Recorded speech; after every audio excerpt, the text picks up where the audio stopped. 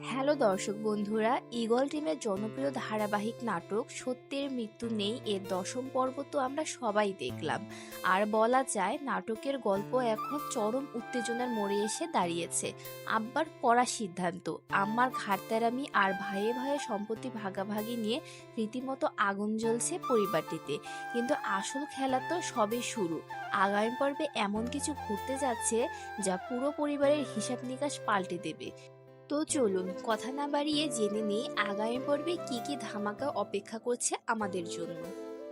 গত পর্বের শেষে আমরা দেখেছি পবিত্র রমজান মাস শুরু হয়ে গেছে, কিন্তু আম্মা নিজের ভুল তো স্বীকার করলোই না, উল্টো সবার সিম্প্যাথি পাওয়ার জন্য কোমরের ব্যথার ফেক নাটক শুরু করেছে।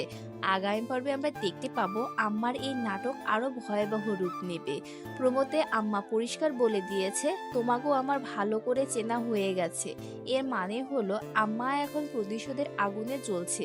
নিজের পেটের সন্তানেদেরই সে এখন উচিত শিক্ষা দিতে চায়। মেজ ছেলে আলাউদ্দিনের বউ আর সেই উকিল মনসুরের কাজে লাগিয়ে আম্মা এবার সম্পত্তির এমন এক প্যাচ কষবে যা আব্বাও সহজে ধরতে পারবে না।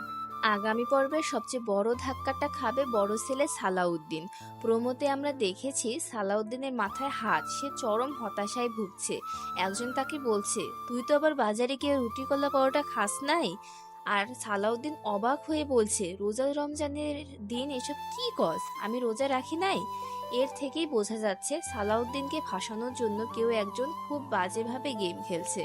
আর এই গেমের মাস্টার ব্রাইন হতে পারে আম্মা নিজেই। কারণ প্রমোতে আব্বাকে চরম রাগান্বিত অবস্থায় শোনা যায়, এই ব্যাককলটারে আমার সামনে থেকে নিয়ে যা। অর্থাৎ সালাউদ্দিন এমন কোনো ফাঁদে পা দিতে যাচ্ছে যার কারণে আব্বা তার প্রতি চরম বিরক্ত হবেন এবং তাকে সম্পত্তির ভাগ থেকে বাদ দেওয়ার সিদ্ধান্ত নিতে পারেন। শাহানা কি পারবে তার স্বামী সালাউদ্দিনকে এই ষড়যন্ত্র থেকে বাঁচাতে? আপনাদের কি মনে হয়, সালাউদ্দিন কি নিজেকে নির্দোষ প্রমাণ করতে পারবে, নাকি আমার ষড়যন্ত্রের কাছে শেষ পর্যন্ত হেরে যাবে শাহানা ও সালাউদ্দিন? আপনাদের মূল্যবান মতামত অবশ্যই কমেন্ট করে জানাবেন।